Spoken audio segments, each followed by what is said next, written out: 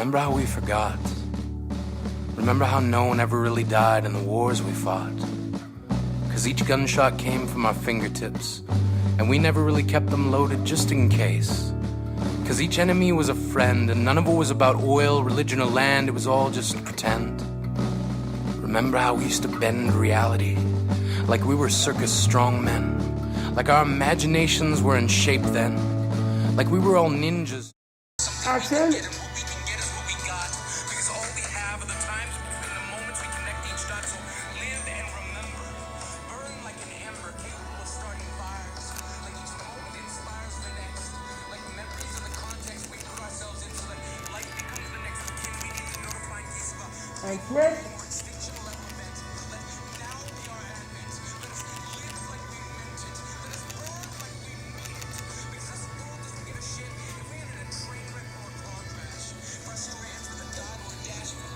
Great.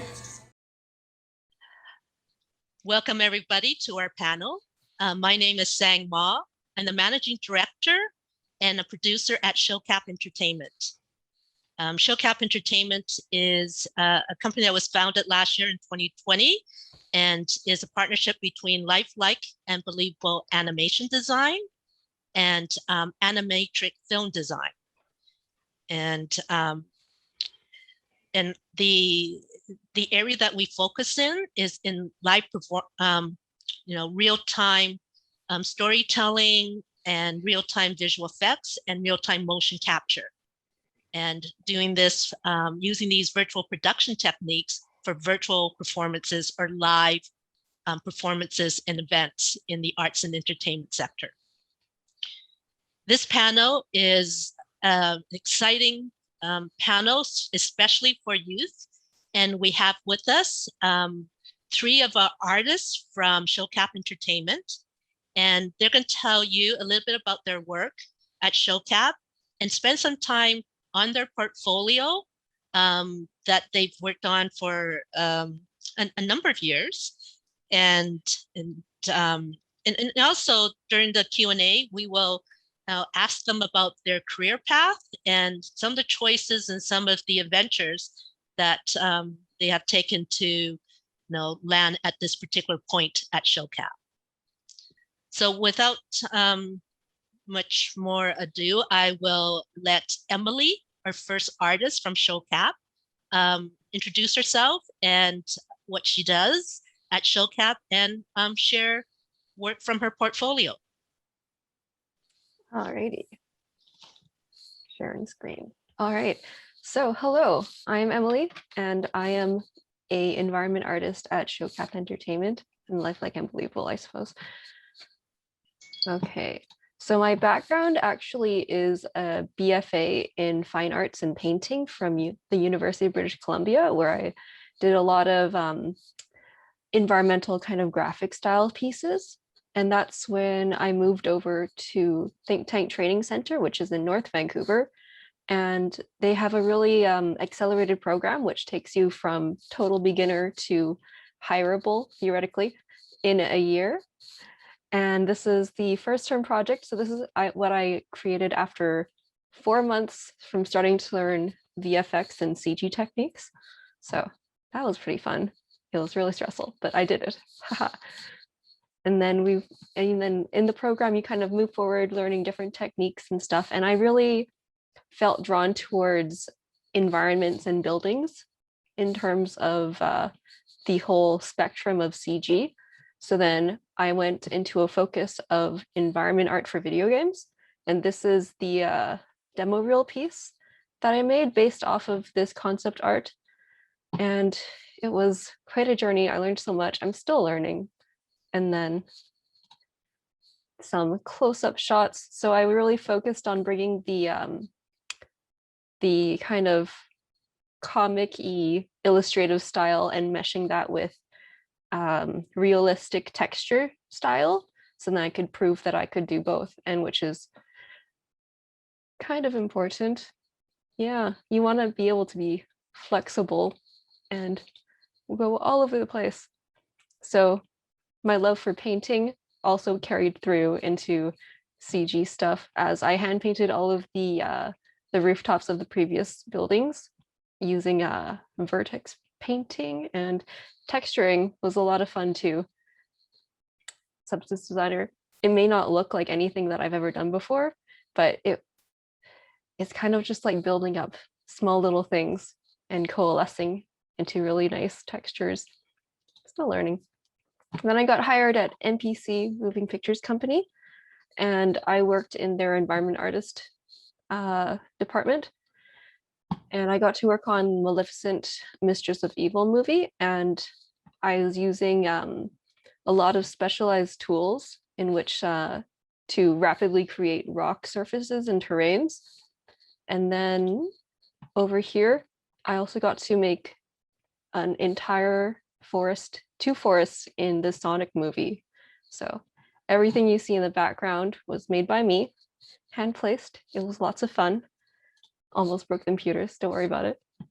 So this is kind of a behind the scenes look of how it was made using the diorama tool that was an in-house created tool.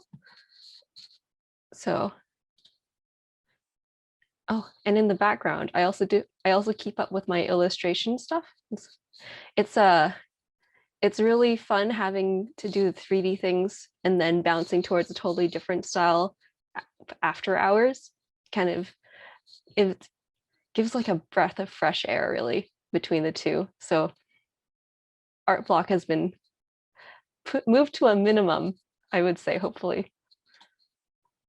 So onto the Shocap stuff. So this is part of the Jill Barber presentation that we did back in October, and I believe December was the Christmas version. So I got to make an entire old-fashioned nightclub and got to flex my little bit of a modeling muscle in comparison to the We Won't Forget project, because all these were handmade, mostly handmade by me. Some items were brought in from the Unreal store, which is totally valid if you're low on time. And this is the environment from the We Won't Forget presentation. So I was in charge of making all the external islands, decorating it all, and then taking the established warehouse and making it optimized, because it's gotten really heavy. So now it works. Everything's beautiful, I hope. And then in addition to the environment artist stuff, I've also been dipping my toes in different sides of the fields. So texturing for the character clothing, making different variations for the characters, and also doing some problem solving. So on the Faye picture on the bottom right, there was an issue where she had a little too much skin showing. So we did a quick fix and turned some of her skin into a kind of leotard. And now she is decent, well dressed, very good. And that's all, Thank really. you for that, Emily. That was one of my favorite pieces of work that you did at Shocap. Yeah. Any other information you can find at the links on the screen there. Just a quick note, the Jill Barber Jazz event, that was a live event covered by CBC in November. It was actually November 20th. And then the BBC picked it up for their Happy Clickmas show. So we did that live event again for the BBC, and that was quite fun. And it's great to hear Emily's sort of a wrap on the work that you did at Shocap for those 2 projects. Yeah, I hope I made sense. No, and so just a question, because we have a little bit of time for the recording. Would you have any thoughts in terms of the path that you've taken through your bachelor in fine arts and how it's prepared you for what you're doing now, and sort of the difference between a fine arts degree and what it prepares you for, and then a professional training program, such as at Think Tank? So I think the biggest thing that I took away from my my university degree compared to being at think tank, aside from all like the art stuff, is the ability to be critiqued on a piece that you've made and remain separated from it and kind of impartial.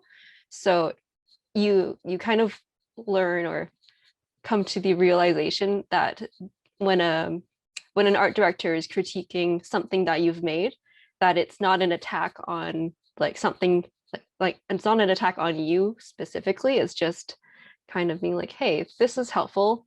This is how you can make it even better. And be like, oh, amazing. Kind of accepting critique without taking it personally, summing it up.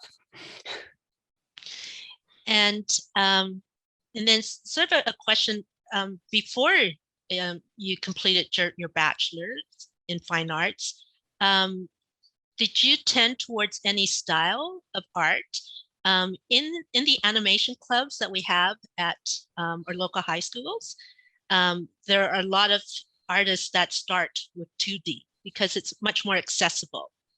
And, so I thought I would ask, did you start in 2D and how did you transition into 3D? Well, I undeniably have a very big influence from Japanese anime. Like, can't even deny it. So, but I was always hit by those art teachers in high school saying like, you can't make a career drawing anime. You can't do this and that. So I kind of settled into a graphic style that was reminiscent of comics and graphic novels in my paintings. And actually, I didn't really know what I was going to do past my university thing until one of my friends there said that she was going to do VFX school. And I was like, huh, why not? I don't have any plans. Sounds good. So here I am. That's so great, Emily. There's going to be more questions in the live Q&A session. So we will save time for that and have an opportunity to ask more about your career path. Oh boy, look forward to it. So we're going to move next to Pablo. And again, I'm going to ask Pablo to introduce himself, talk a little bit about his work at Shocap, and also work in his personal portfolio. It might be the other way around. And then also share, some thoughts in terms of his career path and his educational path to where he is now with Shocap. All right. Hello. I'm gonna start sharing my screen now. Okay. So I am Pablo, and today I would like to talk a little bit about what has been useful for me. So first off was learning and practicing skills, like as much as you can. And I'll also touch a point on the advantages of working in a small company, that you get to have many roles and practice even more skills and just to have fun while you're doing things. So let's start with a little bit of my background. I like cooking, playing chess, diving with wonderful sea creatures, and taking pictures of anything that's interesting for me. And everything started when I was a kid. I wanted to always get paid by working in front of a computer. And this really started in 2015 when I joined the Introduction to Game Design diploma online from EDX. And then I started my bachelor in animation and digital arts in Mexico in the Monterrey Institute of Technology and Higher Education. I was a little bit bored when this started because right off in my beginnings, I wanted to start creating avatars and virtual worlds. So I decided to start my 3D design and digital animation diploma at the same time in the University of Advanced Technologies. And right after my graduation in 2018, I started working as a mockup technician and developer at XRTels. And at the same time, because I don't know, I needed more. So I started working also as a Unity mobile developer for Sign. And until that, I won my scholarship at BFS to study the VR design and development program. So I moved to Vancouver. And again, right after my graduation, I got my job at Lifelike and Believable Animation Design as a technical artist working in Unreal. That's my present role.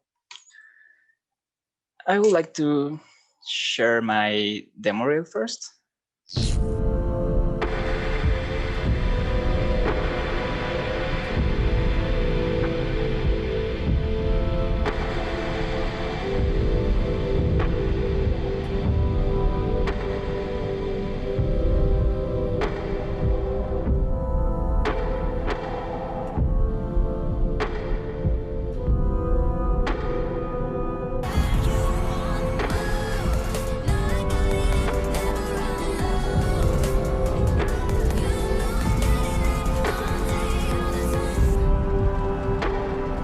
Plenty more XR magic. I know it feels a little strange.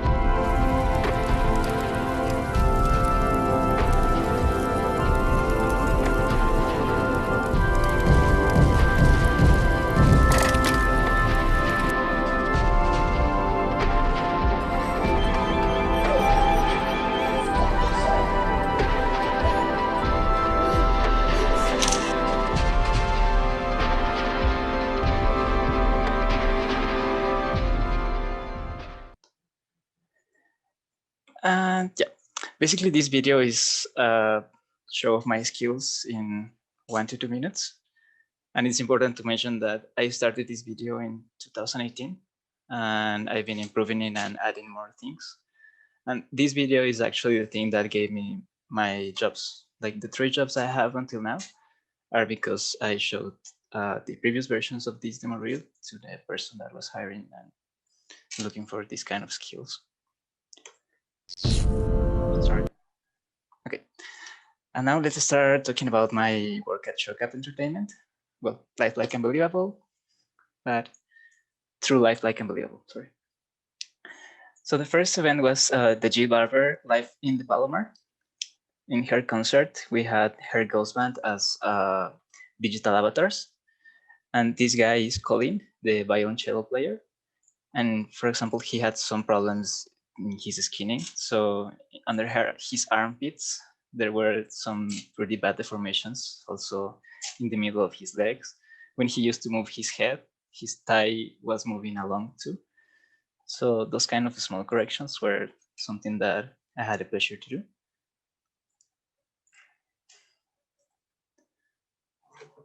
Then yeah, with the patrons, they were mock-upped into the Animatrix film design studio. So my job was to get all these animations that they took and make them play in a random order. So each patron could be talking or just standing around looking at the performance. And then when the trigger was activate, they all will start clapping. This feature was not actually used, but it was quite fun to do it. Then I had to work on some Niagara real-time particle effects into the ghost band. This was mostly to give the ghost band actually a more ghostly effect. So they had like this smoke and particles like if they were dissolving.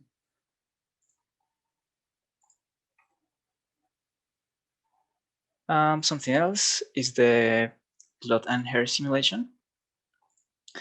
I put them in the same slot, cloth and hair, because for this performance, the hair was also treated as cloth in the engine. It was not simulated as hair, but it looked like. And we had some quite challenges right here, because this was the dress at the beginning. And as you can see, it was sticking all the way around into the legs. And that was not pretty. So we had to do some iterations, like this kind of shape skirt, but it also didn't work right until we got into the second one. And turns out that Unreal makes the wrinkles, and if you import some wrinkles already from your model, it will stick into the legs. That was pretty weird, but quite fun to learn.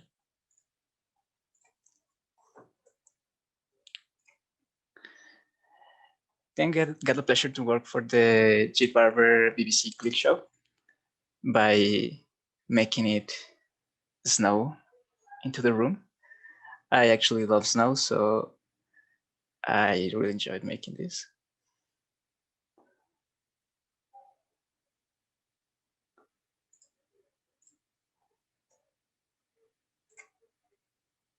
And more skinny polish. This is one of the avatars that people are going to be using while watching the show, this We Won't Forget show.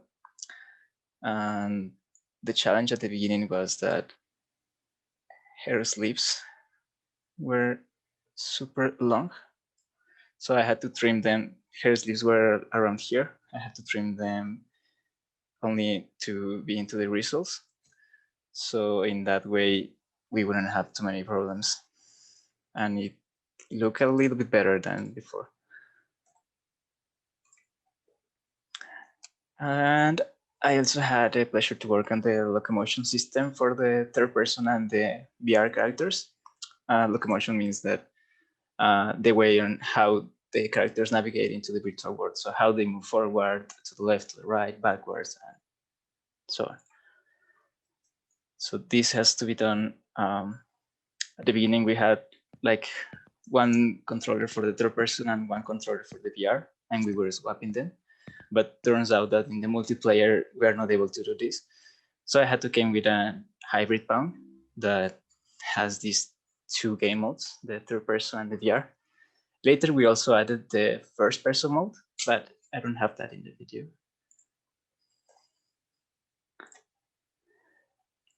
And the post driver VR.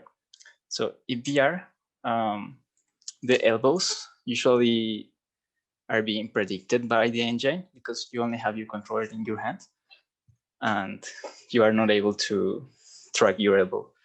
So the engine tries to predict. The post driver uses these poses that I've done in Maya, trying to tell the engine where the elbow should be in certain positions. So right now, instead of the elbows going inside of the body, they just surround the body and they look more realistic than before. Some other thing was hiding the player heads with shadows in VR. So this was kind of fun. As you can see in the shadows, there is a head, but the character doesn't have any head. This was because at the beginning, I just hidden the head, but in the shadow, you could see that the player had no head. So it looked like it was decapitated. And we had to implement another mesh that, so there is two avatars in the same place. One avatar is invisible, just showing the shadows. And the other avatar is the one that has only the head hidden. So that's how this trick works. Oh, and then this was my little journey. Very interesting to learn. I've never done multiplayer before, but I got the pleasure to start a server into Amazon Web Services to host a multiplayer audience. So we can all be in the same room. We are the guys in pajamas watching our live show with all the performers doing their show. And I think this is the last thing, but this is the adding the player nickname. So you are not able to see your own nickname, but you can see other players' nickname if you are close enough to them and if you are looking to them. Otherwise, their nicknames will be hidden because we think that may be distracting to you if you are just trying to see the show and not looking at anyone's nicknames. And just to wrap up, remember to learn as much tools as possible. And at least for me, it was very important to have a wide skill set and practice it. And remember to have fun while you are doing this, because then while we're doing what we do. Thank you for your time. If you have any questions, feel free to ask in the live Q&A, and feel free to reach out me through my social media stuff. Thank you. Thanks so much, Pablo. That was really great. You know, it's interesting for myself, even though I was very much part of the project. It's been a real treat to see all the works are summarized and presented, and really appreciate the variety of work that the team has done. And so, you know, thank you for putting that together for this panel. And so I thought I would start with a couple of questions about your career path, because you're actually joining us from Ecuador, and you know, and the program that you did as your undergraduate degree before the Vancouver Film School, it's quite interesting. It's quite a mix. So I thought maybe you could share a little bit about that program. The 3D design and animation one? Oh, yeah, that was quite fun because at the beginning in my career, we didn't see anything about 3D. We started by drawing things and with other things like literature and that stuff. So I decided to join this diploma, and we jumped right into Maya and started doing 3D modeling and some basic rigging. And this kind of gave me my impulse to start learning more and more about Maya and other tools that I could use, because I already had that brief explanation of how Maya works. So I just started diving in more and learning more. That was quite fun. And do you think your programs, you know, particularly prepared you for where you are now? And is there anything different, you know, particularly about your first program that has been an advantage for you? Do you think it was quite broad versus being, or quite narrow? It was quite broad, but at the same time, it didn't give any in-depth things in the tools that they were teaching. So the only way that you could learn more was by taking anything that teachers were giving to you as the introduction of that tool, and just Googling more and keep practicing more and learning more about that tool, because it was broad, but it was not intense. Great, thank you. And during the live Q&A, I'm sure there will be more questions. So we look forward to the audience joining us in that Q&A. And then right now, I'm going to move to our third speaker from Shocap. And you'll start to see that we have quite a cosmopolitan team at Shocap. And Yichia has joined the team quite recently. January 11th, 2021 was his first day. So he's almost now 2 months and has, you know, delved quite quickly into some exciting times at Shocap, you know, particularly with our last workshop for Levici, which is our live and virtual circus project.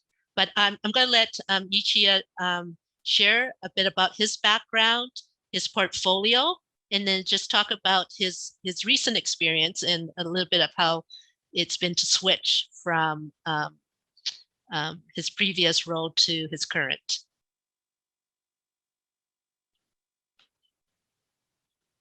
So, hello, my name is Icha. So this is like my personal website. It's mostly up to date, but I haven't added anything like from Shocap yet. But I do prepare some like a photo I can talk about. But I will put it in the end. So like my homepage, you see like a couple like feature animation movie poster.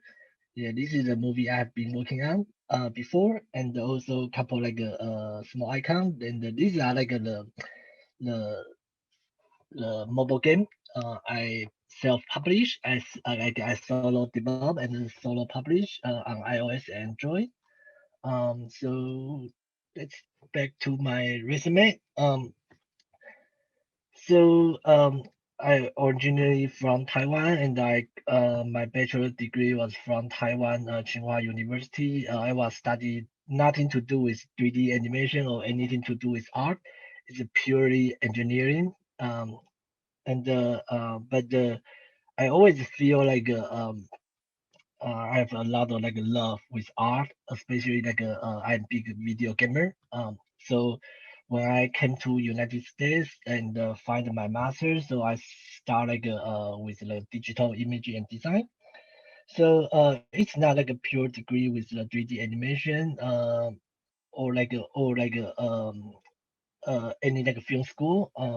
It's more like a more broader program because it was in New York, and New York was the biggest like commercial almost like a TV production there, and a lot of like commercial was produced there.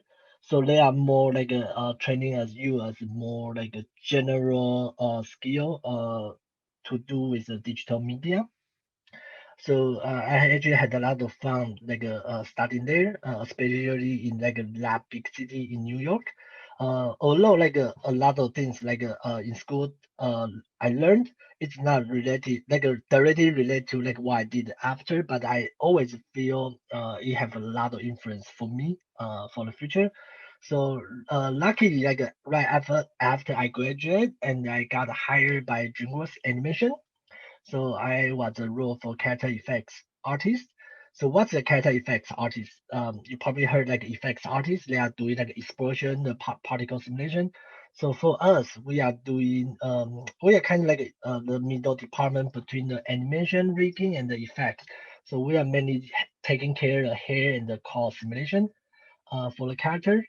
So it requires you like to have like a strong vision about the animation because overall all these hair and the cause they are secondary animation to support like the character animation.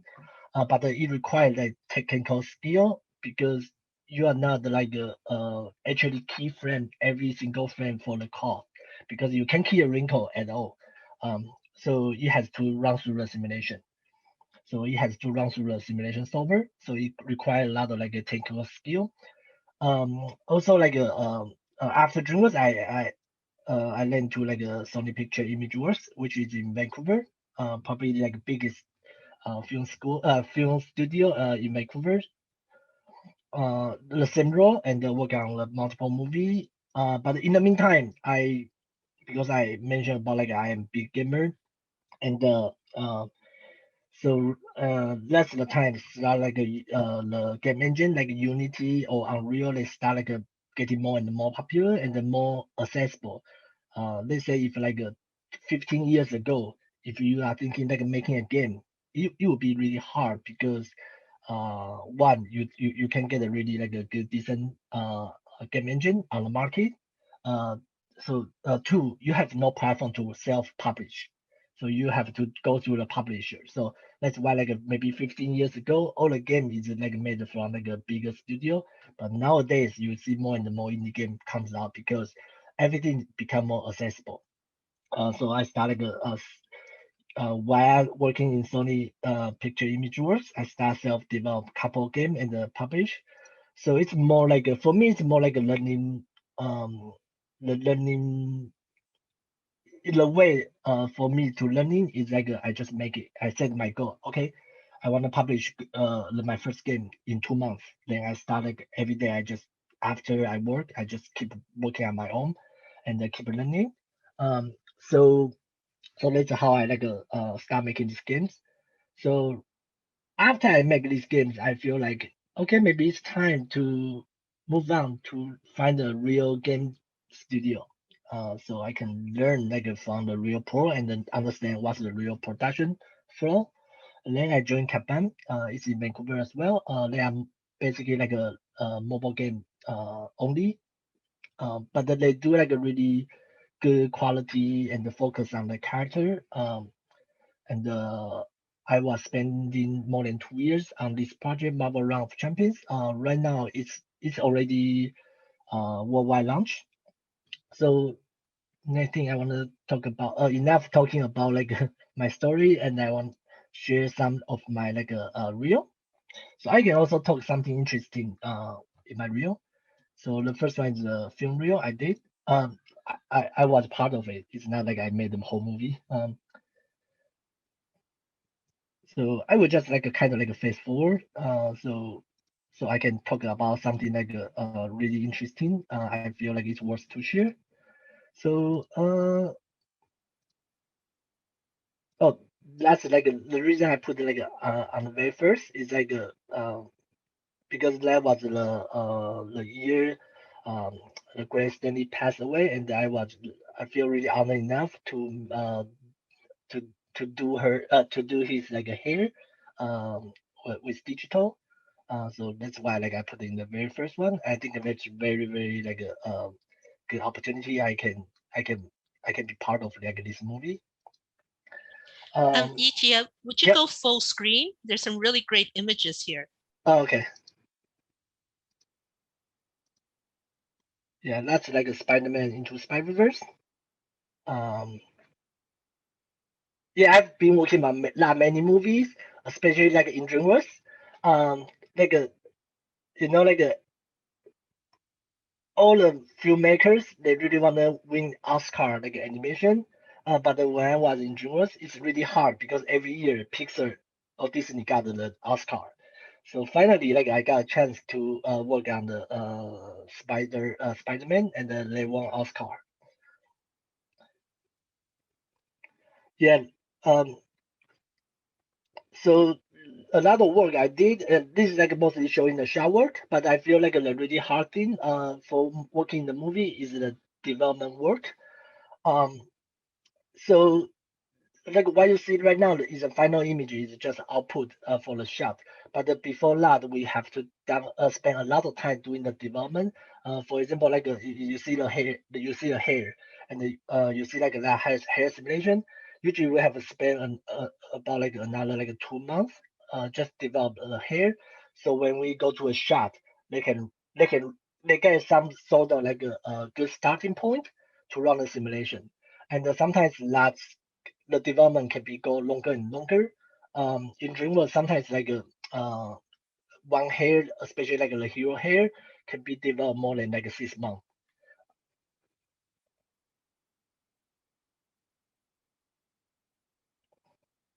Yeah, I also green his hair. This is just a cool shot.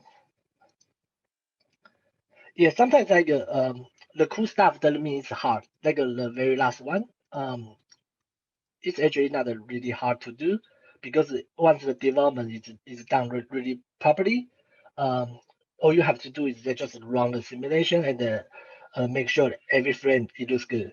But sometimes the simple shot like this, this guitar string.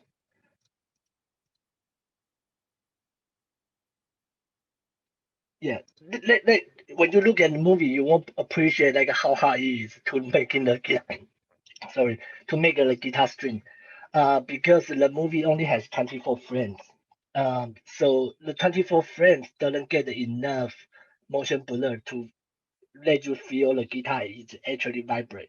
Because in the real world, the string might be vibrate like maybe more than 1,000 times a second. So that's why you see this motion blur. But in movie, you don't see that. So I have to actually make a plan uh, and make it like a semi-transparent material. So every time he do a streaming planning, and I have to show that plan. But that plan has to be, because the vibration will die, so it will go slow, go smaller and smaller. So I have to make it like a procedure. So you actually feel each guitar like a playing the string. So that's like the life in the movie, because everything can be cheated. Um, what's matter is like the picture quality from the camera is real. It looks like real, but everything can be cheated. Sometimes like a lot of shot, like maybe like this shot, um, in order to make it show like oh, you see like his pose is like really perfect. Sometimes the animator has to stretch his arm like 2 times bigger to make it like looks like the feel or the proportion like a director wants. So in 3D, you looks like oh, it's completely like a distort, but actually like it looks perfect like on the image, like in the final render. Um, okay.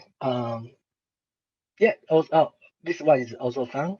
Because like this looks simple, last sitting simulation, but I actually spend a lot of time to do the development, because what directors wants is like when he raise his wings or drop his wings, the director wants the ceiling is always attached to his wings. But it's against the real physics, right? Because in the real world, when you raise your arm, you will get too much fabric there, so you will get a gap in between. Um, so that's why that's like what I feel like that's the challenge when you are doing a feature animation. It's like the character proportion is so cartoony, and the result we want is somehow feel realistic, but it's completely against the real world physics. So that's like a day-to-day job we are fighting with this, and that's why like a large job is fun. It's also change. Um, okay, enough for the film. So the next one I can quickly talk is like the the game I working on in Japan. So let's like the game I was working on is for Marvel. So so what's changed is like we are doing customization. So I'm like the only tech artist there within like 100 people team. So I'm heavily spend my time on the character pipeline. So wrote a lot of tool in Maya, Motion Builder, Unity for the artists to uh dealing with this asset. Um, yes, so I can still remember like every single like armor's name. Um, yeah, because this will keep growing. Because that's what mobile game about. They want to sell as much as this gear every day, so like create a lot. But it's hard to manage, especially like every single piece of like gear is a single FBX in our like a project file. So we end up have like a thousands FBX, and everyone is bind to the rigging. So skinning, like debugging for skinning is also hard.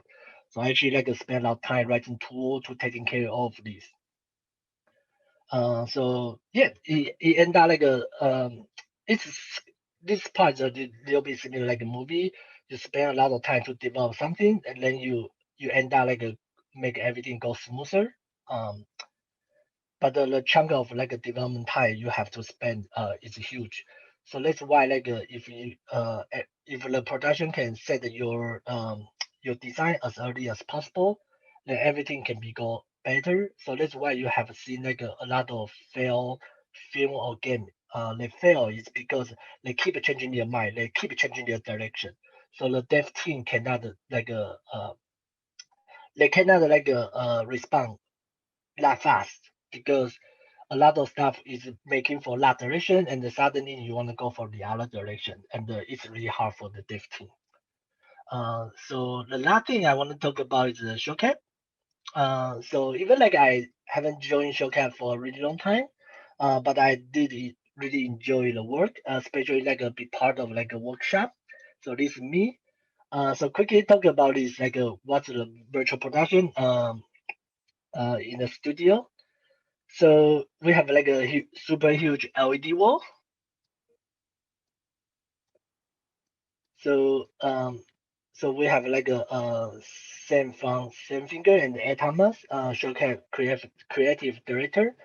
So they are both directing the actor, but they are also directing what's behind this big LED monitor. So it's pretty common, like when you go to concert or anything, you see like usually you see like a projector or LED screen on the background.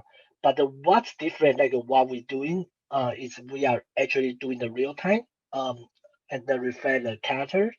So what you see the concert is mostly like they pre-record everything, and the singer or the performer they just match the timing, with the background, with the projector like a video.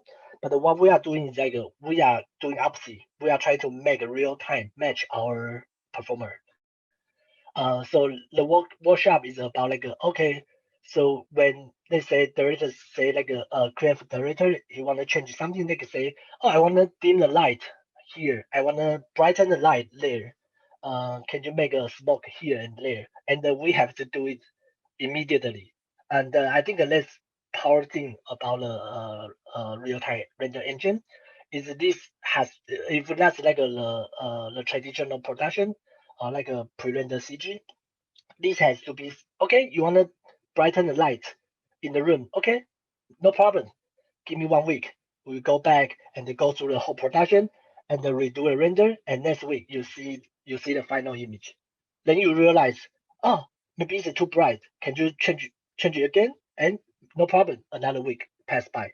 But real-time render is actually give you the instant feedback. Maybe the image quality is not as best as the pre-render CG, but right now because the graphical power is good enough to give you the really decent look as the final image. So that's the power of like a real-time render. But of course, like when in workshop, I think everything has to go like really fast. So like for example, like this, our performer Cameron, and he's standing there to help me to reposition the CG box, because in our virtual world we want to match like this CG box to a real world box, and that's something like you have to do it like later. But it's quite intense because when you are doing something, everyone is waiting for you.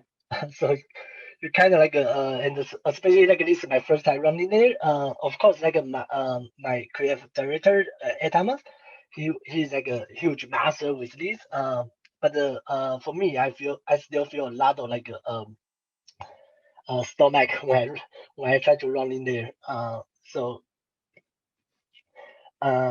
yeah, so you can see like that's the real time performer, and then you can see the real time avatar is reflect exactly the same motion as her performing. I have to say like this is really fun to be like in there, and I can't wait the next one coming. I think I will do like a much better and much more efficient because it comes with experience, and it is like our like in-house tool to make our virtual production like go way more smoother. So we are still use Unreal, but we develop our like in-house tool to focus on like like a virtual production, real time stuff. So we can change camera with a simple button click, and then we will get like all kinds of transition we want. And that's exactly like the benefit using the real time render engine. One part thing like one part change thing is like we are not just like show the 3D render on the LED wall. We also try to video footage the performer and then put the video footage composed to our 3D world. So that's like adding another layer of the complexity, also another technical difficulty. So yeah, in the studio during a couple of days, there's a lot of technical issue happen, but we are keep managing to solve every single thing, and eventually we got like a really good like a video we want to record.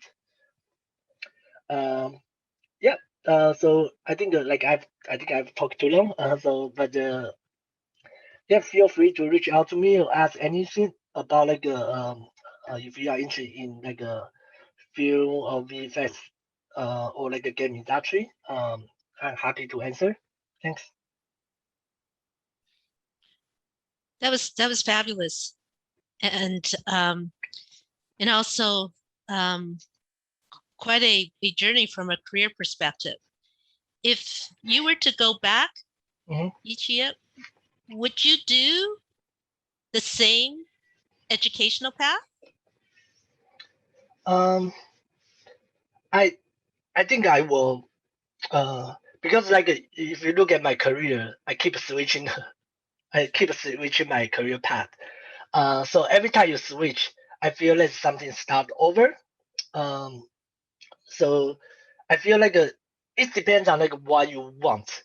I think a lot of people will try to, if you want like let's say you want the most efficient way is like you just try to go straight, right? So if you know you want to be, let's say you want to be an animator or lighter and be the best lighter in the world, then it's best when you are in school, you find some school really specific for like maybe for a film, and they have the program just for lighter. Then you go there and then you graduate, you get a job, you just keep go straight, and that's the fast route.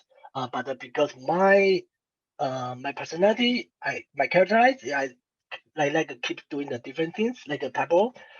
So for me, I feel that's part of my journey. Maybe without that journey, it won't be part of me. But if I like for the suggestion, like for students, I will feel like you have to put like a lot of extra effort if you try to do many things. And then you want to go, because I actually spend a lot of my weekend, a lot of my after working hour, a lot of my life keep learning the different stuff. So I can learn to my next journey. But if you just want like a be specialized, something you know, like that's what you love most, then go straight will be the best. Yeah. Yeah, I hear what you're saying. I would like to propose, and I see this in all of the three panelists, is that there's breadth, and that breadth is a really strong foundation. And I think with the changes that we've seen, particularly this last year, it's also about risk management, because when you have that breadth, it's much easier for you to take these kinds of changes and pivots. And so, and I'm hoping that we will discuss this more in the live Q&A, because it's, I think it is a change in us moving forward, that we need a talent base that is dynamic and flexible and can pivot with the changes in the industry. So I'll just leave that thought, and thank again, everyone. I know I kind of coerce everyone, but I really appreciate the time that the team has put into preparing for this panel. And we look forward to the live Q&A, which should be happening soon. Thanks, everyone. Thanks. Thank you. And so we will leave you with this final number, the song that's appropriately titled Leaving You. Take it away, guys.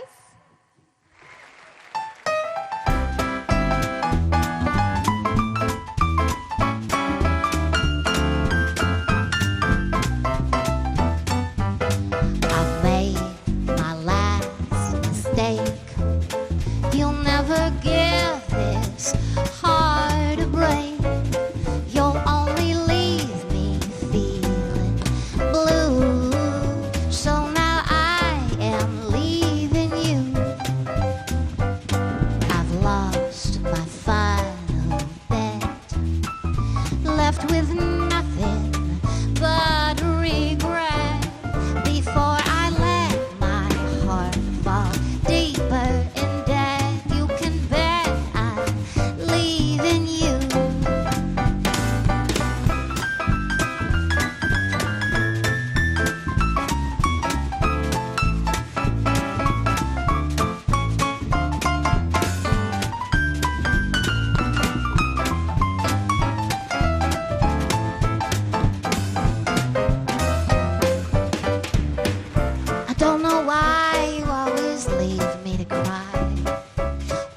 just leave me feeling blue.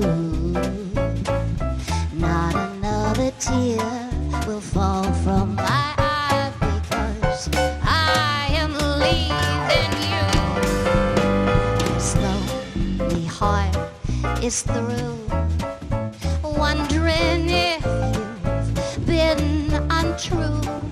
So now you can go be lonely too, because I am leaving you.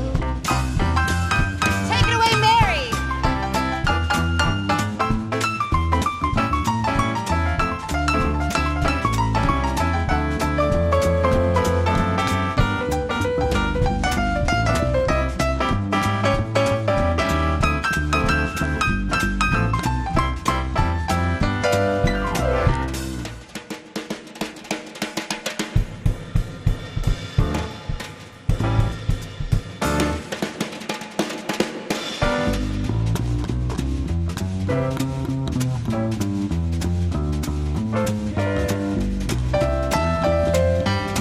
Slowly heart is through, wondering if you've been untrue. So now you can go be lonely too, because I am leaving you. Because I am leaving you.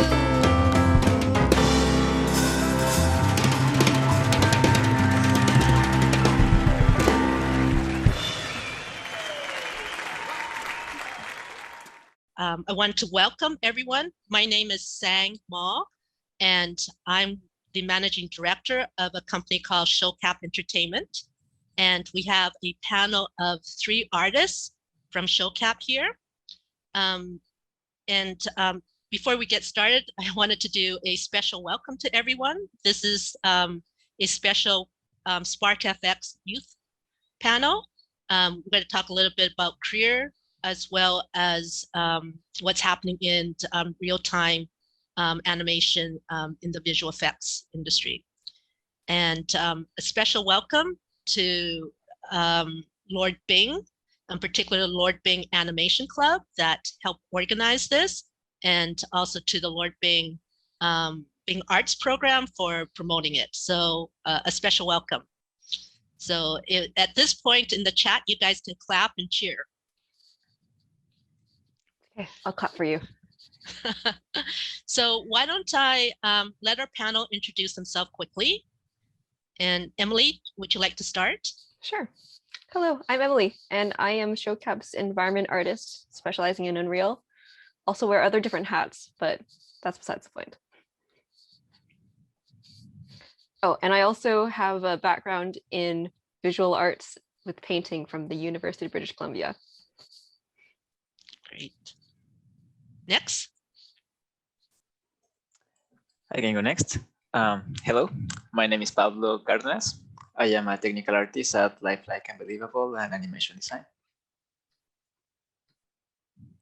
And what's your educational background? Okay, I have a bachelor in animation and digital arts. Great, thanks. And then our third panel. Yeah. List. Hello, my name is Icha.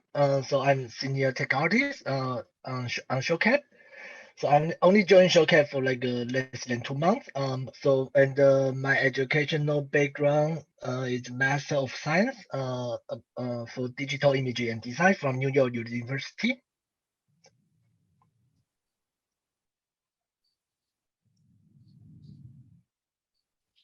So I'm just going to summarize that. We have on our panel Yichi that has a Bachelor of Science. I thought it was engineering. Is it actually science? Yeah, yes. Okay, and then a master's from New York University in animation design. It's awesome. And Pablo, you have a bachelor's and then also professional training at the Vancouver Film School in VR design and development. VR design. And then Emily has a fine arts background, a bachelor in fine arts from UBC. And then you also did professional training at Think Tank. Yeah, it was diploma. Particularly focused. Great. So why don't I had a request if you guys could start with a quick demo of a quick presentation from your demo reel. That would be really awesome. So maybe Emily, you could start. Yeah, for sure. Okay, sharing. Cool. Is that working? All right, here we go. So I'll just talk over it. Last year was a blur. 2019, I was at Motion Pictures Company, MPC, and that's when I worked on the Maleficent movie and the Sonic the Hedgehog movie. And I was on their environment team, which was really weird because I did games for school, and then a film company hired me, but that's because they were kind of dipping their toes into the Unreal and the Unreal applications in film. So I was I wouldn't say I was like in there early, but it's definitely kicking up. So games things are relevant now. And after that, I got picked up by Shocap, and I don't have any cool videos of that yet right now, but I'm also environments there. I'm also doing other cool things like texturing and texturing and some UI design, stuff like that. Wow, look at that timing. So that's that. And I'll have links later on. And then I can share this one. Hello, it's me. So if you want to see the demo reel, there'll be links at the end of this slideshow that you can kind of type in, figure it out. So. And what we're going to do during the Q&A is, go back and show other material as well as answer questions. Pablo, you're good for time, so. Okay, I thought we were trying. Do you have more, Emily? Sorry. No, it's all good. It's just what we did in the actual panel. Gonna flip through it quick, but we're all good. Okay, and just for people on this panel, there is a recording, a longer recording with the full presentation. We're gonna go through it a little differently during this Q&A panel, but we do have lots of content here. So Pablo, over to you. Sure. Thanks, Anne. I'm gonna start sharing my screen now. Oh, looks like I don't have permission for it. It may be because I joined back after I left.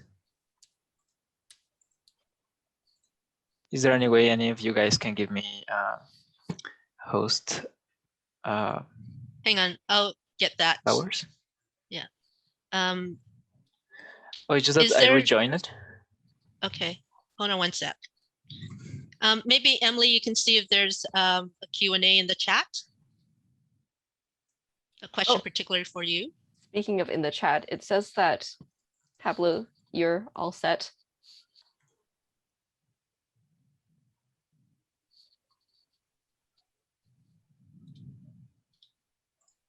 Oh yeah. Pablo, now I can. Good? Yeah, thank you. Awesome. All right. So I'm gonna show my 2021 demo reel just right now.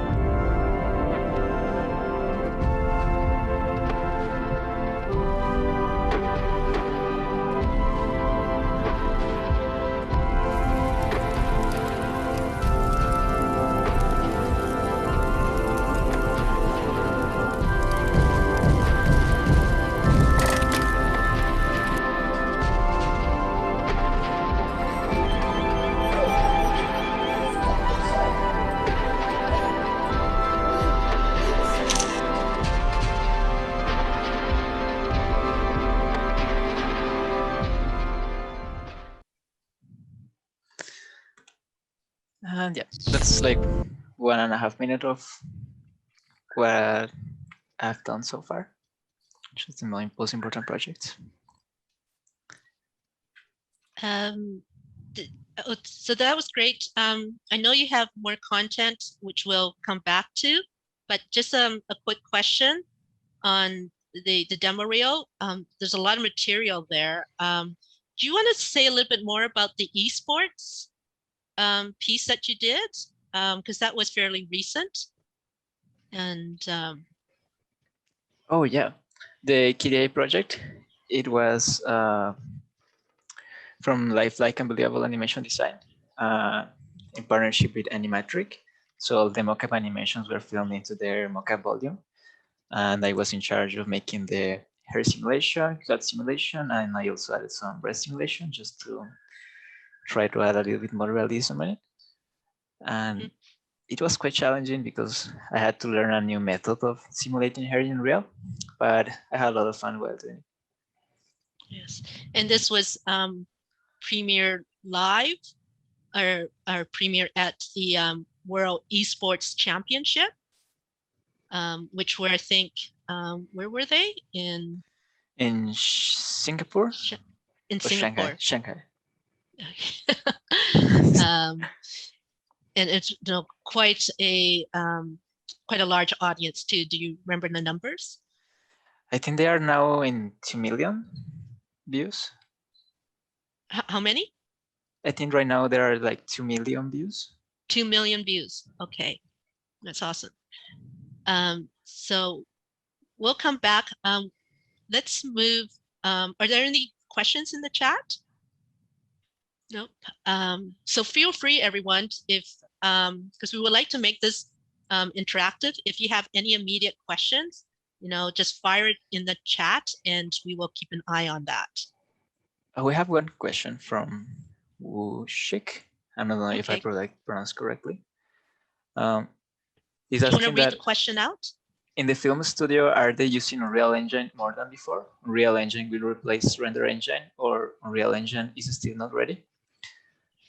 I can answer this question just a little. In our studio, we're using Unreal Engine. It's not a film studio, but I can see the potential of Unreal as it is improving in each build. Each release has more realism and more things that eventually real-time render will be replaced. Will be replacing some final pixel in movies. Well, that's my thought. And I can add to that. So this panel is on real-time animation, and most of our work that we, if not all, at Shocap uses Unreal. And what we're seeing locally in the industry is that it's become a mix. Because of COVID, the way that people work has shifted. And because of feature films like The Lion King, and even back to Avatar in 2009, where they first started working, where James Cameron first started working with virtual reality and real-time animation techniques.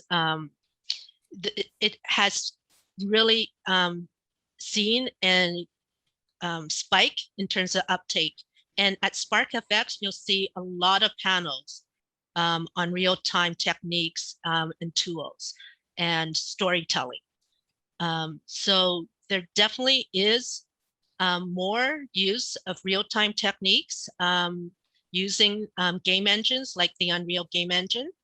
And I think that will continue after COVID. And it makes things quite exciting. It's a different way of being a visual artist. Real time means you're making decisions on the fly. So it really shifts the process.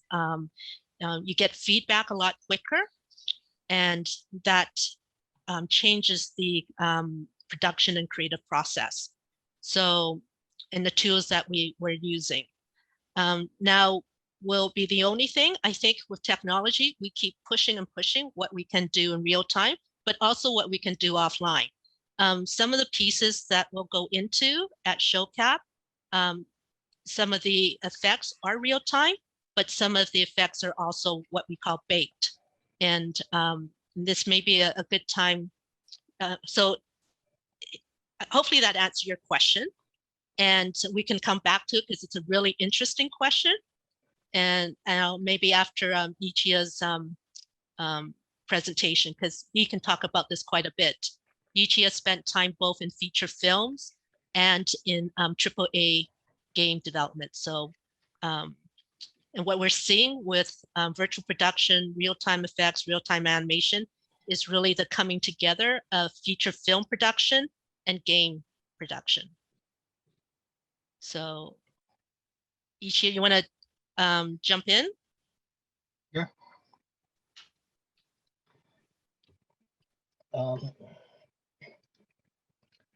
So, my name is Icha. So this is my homepage. So I won't play my demo reel from here because I have like a many demo reel. I will just post a link. You know, it's good. Play it. We've got time. Yeah, and because I'm using my mobile phone hotspot to do the internet, so probably it won't have a good speed. I will put it here, but I can quickly talk some of my stuff. Sorry, just let me screen share again. So you can find my website link from like in the chat room. So the first thing I want to go to is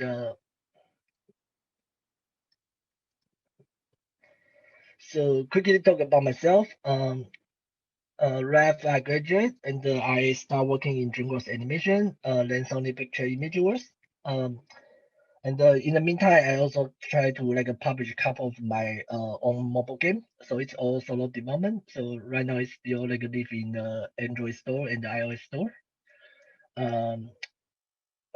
And after like Sony Imageworks, I joined Capilano, so which is in Vancouver-based mobile game company.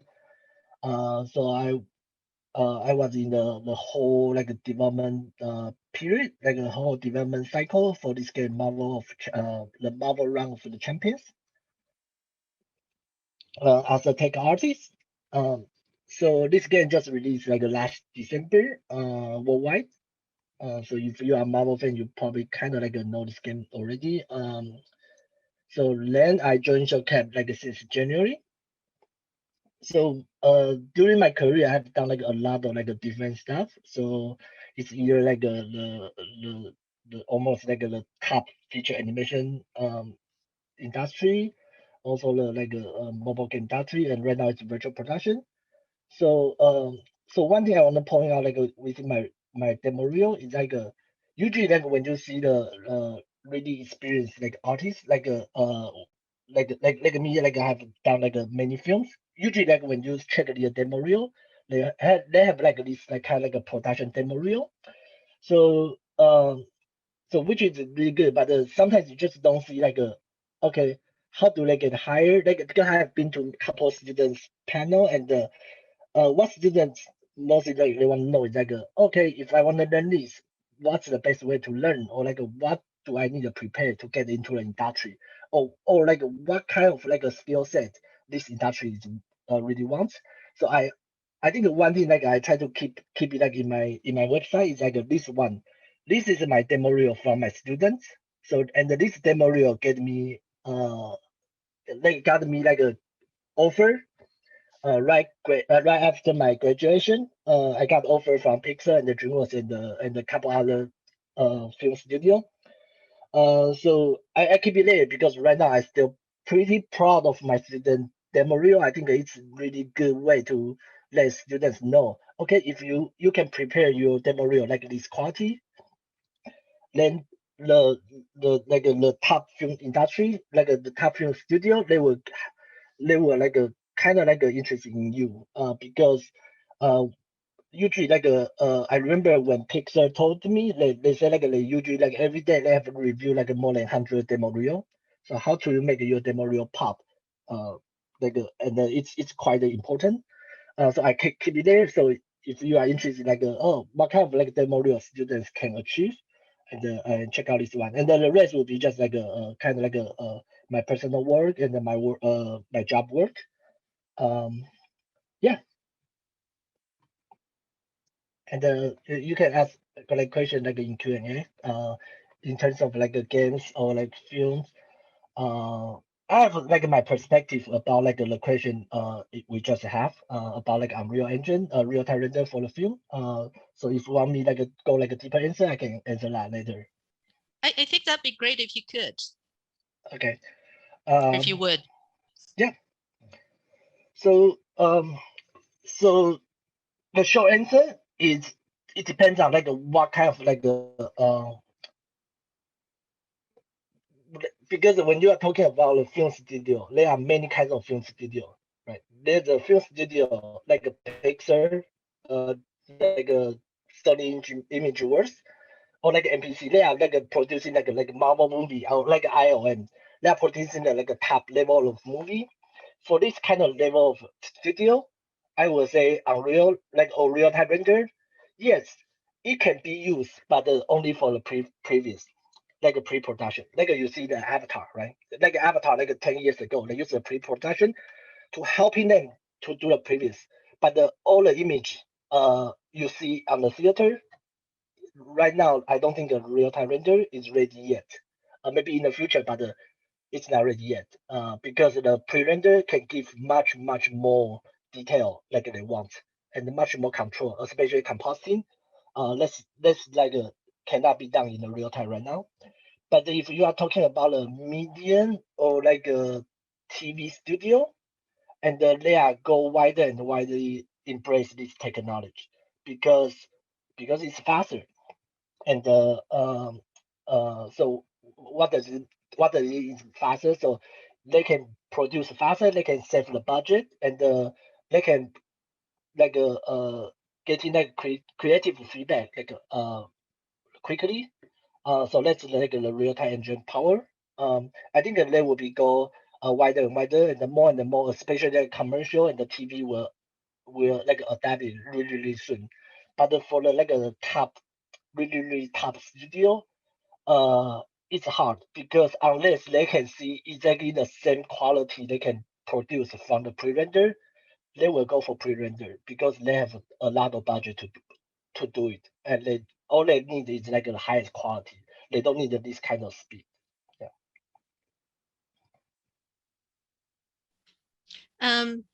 That's a good comment. You know, in terms of TV production or streamed option like Disney, The Mandalorian, of course, is the milestone reference for the use of virtual production. And so this is awesome. Does someone want to talk about cloth here? Well, actually, I could talk a bit on the previous question because I actually worked at MPC using the game engines. Mhm. So when I was there, we were using it mostly as a previs tool, where that basically means like before, like while you're setting all the things up, and then the directors can go in and be like, no, change this. This could be better. This could be different. Yeah, we were, so in my Sonic scene, the big forest, all of that was laid out using Unity. And my department head at the time was working on a specialized tool, which is very similar to Unreal Engine's foliage tool, but it was a little more artist controlled. So in the Unreal one, you basically choose all your different assets, change the density of how many you want per brush stroke kind of thing. But the tool that he had developed at MPC, his name is Alex Genion, by the way, very cool person. He made use of Unity's what is it called, prefabs, and you could create like a little bundle of different plants and lay them out in a small brush shape and kind of dot the ground with it, and you can control the different heights of the plants and which plants go where. So it was kind of a medium between the foliage brush in Unreal and a more typical scattering that you would do in Houdini or Maya. And the advantages of that system was that the instead of rendering everything in Maya, where you have to wait like an hour for a render, you could just go immediately and see exactly what was happening in the viewport of the game engine. And it made the decision making a lot quicker. So you could change it immediately and then slap out another render for them to see like in another hour or so. And that was when the advantage was there. It was all rendered in the end using Maya and I believe RenderMan. So at that time, we weren't quite at the level of cinematic quality for using it directly out of the game engine, but we almost snuck one in actually. We were very close. We were like trying not to say this is from a game engine to see if we could fool the upper people, but they found out. So they rendered it, alas. So you had to do the work. I did do the work. It was fun work. I made like 2 forests, a lot of cool things. It was a good time. So Emily, I have another question for you that because of your background in fine arts and, coming from a 2D environment and, probably starting first as a 2D artist, would you just share some thoughts about either transition or the value of 2D and 3D? And then maybe also, going forward, how do you see 3D tools, in particular real-time tools, in 2D storytelling? Oh, well, I can answer that, but it doesn't, my answer will not have very much application towards animation. A lot of the webcomics I read, they actually use 3D rendered buildings and environments, and then they use those as backgrounds and put the people on top, and it's as a time-saving measure. So if you want to make your own webcomic, I can give you some tips. And yeah, that's 3D and 2D. But going the other way around, I would say that my fine arts training, certainly it helped develop a kind of critical eye towards, I'd say, images, pictures, motion. So you get a sense of like what looks good and then knowing why they look good. So like lighting, composition, all that stuff matters a lot, even for 3D, although it's a lot easier to adjust that in 3D. Digital, so non-committal, I love it.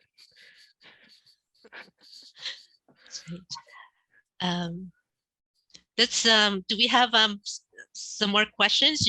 If you would like to ask a question in real time, I think we can make that happen, but please send questions in the Q&A box and we will address them as we receive them. While we're waiting for next question, maybe Pablo, you can show some of the techniques that we've been using at Shocap with the Unreal Engine, particularly for our 2 latest shows, the Joe Barber and the Lavici project. Oh, for sure. Maybe we can start with some real-time particle effects. Oh, by the way, Pablo, you also got a question in chat. Yeah. Okay, fine. Okay, so the question is a question about Riot game characters. How do you give a light on real-time mix concert?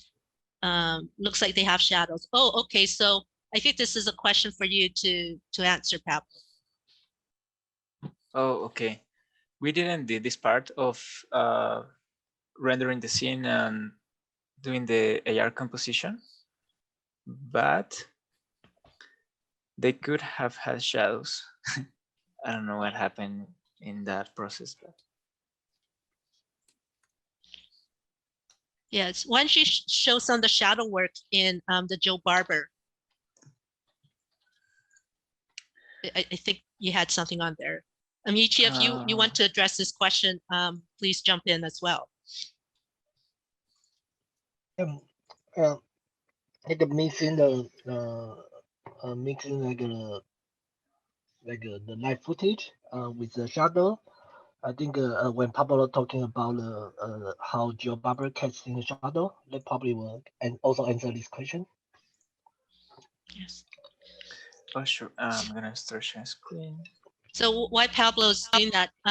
Joe Barber, when we talk about Joe Barber, Shocap did a live concert with a local jazz artist named Joe Barber, and she had a real band in the studio, the Animatrix studio up in Burnaby, which has a 10,000 square feet performance capture space. And so we put the band members in motion capture suits and used them to drive 3D avatars in real time, and they had this kind of smoky effect. So it was called Joe Barber and her Phantom Band. But Joe Barber herself was a live video stream in a green screen environment. And because of COVID, the performers could not stand together and perform. So they were in this 10,000 square feet space, all spread out with dancers. But then we composited them so that the viewer saw them together as 3D and the live performance. And I think Pablo is going to show a few clips from that. Yeah, I am looking for some clips with Jill's shadow.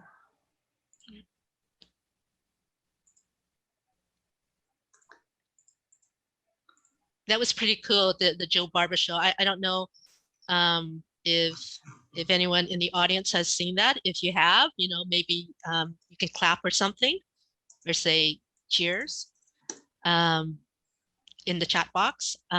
But it was featured on the CBC, and then the BBC picked it up, and we redid a second show for their Christmas special. So it was in their Happy Clickmas show, which went out to 100 million people around the world. Yeah, I wasn't in this project because I haven't joined Showcap at that time. But this is pretty amazing work. So if you see this, you will think like, oh yeah, I saw this on a lot of music video, but this is like the real time render and the real time broadcasting. So like you see like the fountain like behind the background, they are actually like a live a motion capture and the casting to the avatar and the real time compositing in Unreal and the live streaming to the audience. Yes. Ichi, could you put it full screen and play a little bit?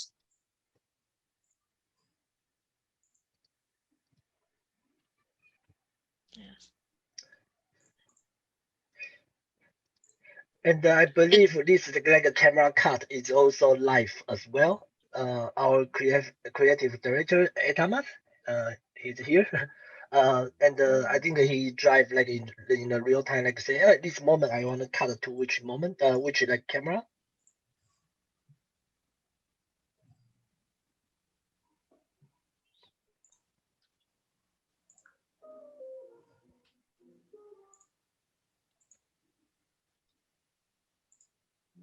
Yeah, and I think that's the behind the scene.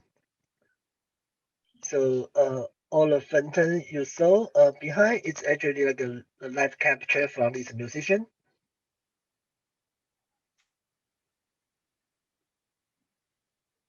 Oh, and the dancer as well.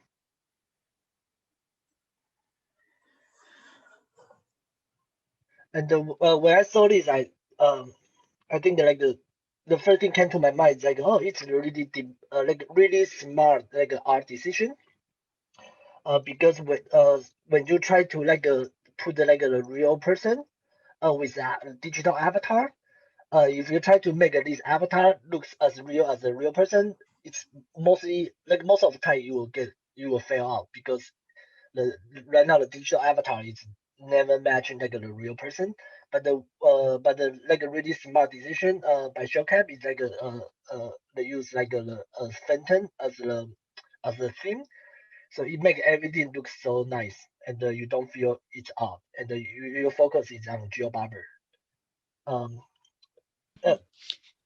Pablo, And let me know if you are ready. I can. Yeah, I am ready. I found Okay, it. cool. All right. Sorry it took that long. So this is the video. As Isha showed, this is Jill Barber, and she was recorded into a green screen background. And as you can see, she has a shadow in her background, in her back. And this was made in Unreal, but in the real world, all the shadows, all the lights that are inside the engine were matched into position and intensity, also in color tint. So Jill could be seen as she was composed into this virtual world with the shadows looking like they were correspondent to the real world shadows.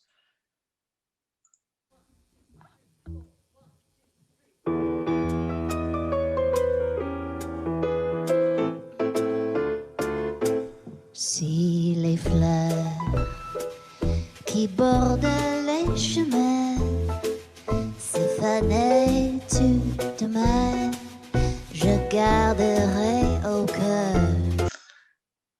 And that's how you can have shadows in engine and in real life. It's by matching the lighting. It's Pablo, is the shadow also part of like a video footage you compose into, or it's No, like this completely like an in-engine shadow? is an in-engine shadow. It's because of the video from Jill is in a masked material. Okay. That is casting shadows. So it's a casting the like a kind of like a 2D masking to Exactly. the shadow in Unreal. Yeah. Mhm. Yeah. No, that's a fabulous trick or technique. And for the Joe Barber, we actually did this real time with 4 cameras. And so we did a lot of switching between the live streams from each of these cameras, and therefore virtually we had to match that camera work. And and then with the shadows and the special effects, we had many comments afterwards saying, wow, that's amazing that you guys were able to do real-time volumetric capture. So volumetric capture meant that we created a 3D image of Joe and presented it live. But in fact, it was not. It was a 2D video and some very clever techniques. Yeah, it's because we matched the position of the physical camera with the virtual camera. So when the virtual camera and the physical camera, when the physical camera moved, the virtual camera moved at the exact same time and in the exact same position. So Jill looked like if she were in 3D inside the world, but she was actually just in a plane. Yes. So as we know, visual effects is all about, tricks and magic. Is there another question? Love to see some more questions from our young audience. Let's see. Let us know you're still there. Say hi.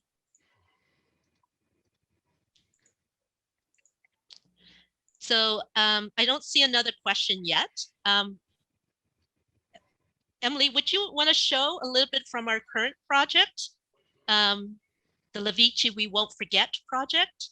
So Lavici stands for Live and Virtual Circus, and Shocap and a circus company, a contemporary circus company called the Seven Fingers, based in Montreal, has an ongoing creative collaboration.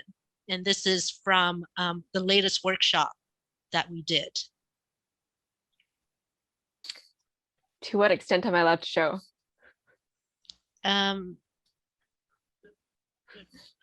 Whatever you would like. All right. As long as there's no legal ramifications, off we go. Yeah, so this is the environment. And let's see if the walking arounding works. Oh yeah. So this is what it looks like in engine. And I think Icha has, do you have a working version of the game? Oh God. Oh, you haven't updated your project. It's okay. I'll just strafe everything. Yes. It's okay if So you strafe. there's three main CG characters that are driven by real-time motion capture. One is the Monkey King. And so sometimes you'll see these bizarre faces come in. And if sorry to interrupt. If you hit like a tab, on the side of play, hit that tab It's, and launch it as a client. No, it's okay. I'll just play don't- it. I have the downloaded version too. I don't know why I didn't play that one. But no, you can play here. you can play just, it from here. Yeah. Really? okay, How so come you guys don't never try teach me this these at things? home. Yeah, and Okay. press your tab keyboard. Yes. Okay, Pablo, you take So- over. So what you're seeing is actually real-time rendering as we're walking through. Maybe you could point out, maybe the panel can point out what is real-time and what has been baked. And yeah, all yours, Emmy. Now you can just hit play. That's how you guys do it. I've been struggling this whole time.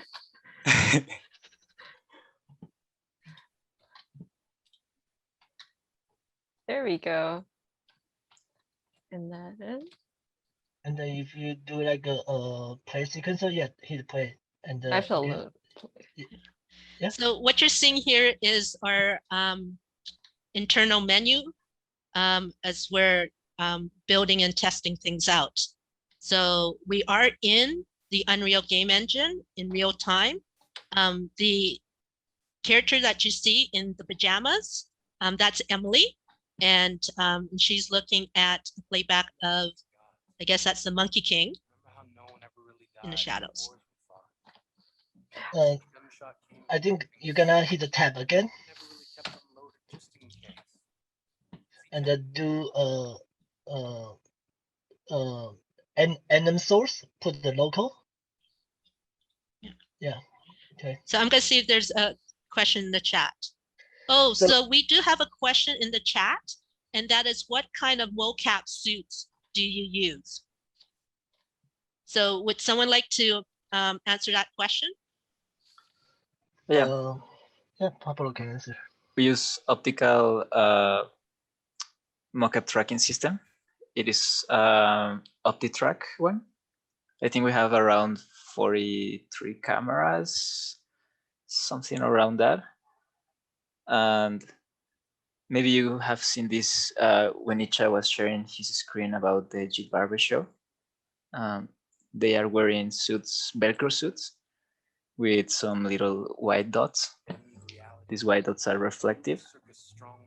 And this helps to be tracked by the cameras that we have in the studio, in the mocap volume. So we can reconstruct that data from those points and transform it into skeletal meshes. And then we can retarget that into these virtual characters in real time. And I'll just add to that. Our studio, we're incubated, Shocap is incubated at Animatrix Film Design. And so the mocap system they actually have a couple mocap system. But the main one that Pablo's talking about, as well as the cameras and the suits, the markers that we're using, the active markers that we're using, the software is called the Giant software. And this was developed with James Cameron, and then James Cameron purchased the company that built the software. But it's really powerful software that can do real-time resolves in sort of processing all the data and doing the mapping. So in this case, we've been really fortunate because it allows us to capture multiple figures in real time and in quite complex movement. And there are only 6 companies in the world that have a license to this Giant software. And one of them, one of the 6 is Animatrix. here in Burnaby, Vancouver. So really high-end work in terms of motion capture,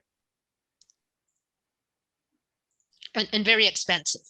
So it's the technology, including the software and the expertise to drive it, is really only accessible to feature films.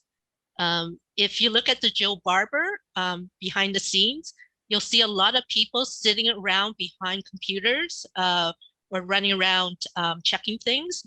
It requires quite a team to get some of this technology working. For any people that's interested in visual effects, it's a great place to be. And we're really also trying to get more women in the sector. It pays really well. And you always have an opportunity to do some really cool things in the movies and in games. We can hang out. It'll be Even fun. as a 2D artist. Yeah, I've been doing a do lot we of have any 2D more stuff questions? this week. Oh, so we have another question. Are there any tips for students or for students wanting to enter a game studio or a VR studio? Make friends. That's a big one. Well, there's why don't we go around the panel and see what the responses from each of you. Emily is starting. So why don't you, do you have any other thoughts to making friends? Yeah, like the whole reason why I got into VFX is because my friend at university was like, hey, what are you planning on doing with your painting degree? I'm like, good question, dude. And so we both went to Think Tank Training Center in North Vancouver, and here we are. Yeah. It's a lot of the industry, unfortunately or fortunately, it depends on who you know. And that's not always the case, but yes, it certainly helps. So depending on who you know, there's many ways to do that. Internships are really awesome, even if you just start doing things like testing or touch-ups and stuff. It's a great way to get in and meet people.